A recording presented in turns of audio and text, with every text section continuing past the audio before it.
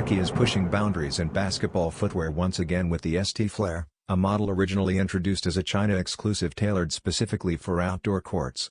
Gaining popularity across Asian markets, the silhouette is set to arrive in two fresh colorways for fall 2025, both drawing from a refined, Yeezy-inspired design language.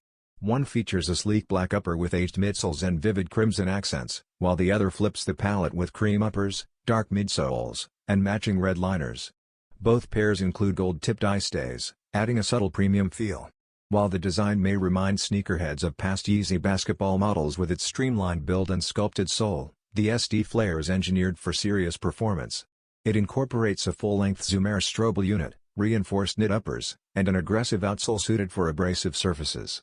Though currently limited to overseas markets, Nike's investment in new colorways hints at a possible global release down the line.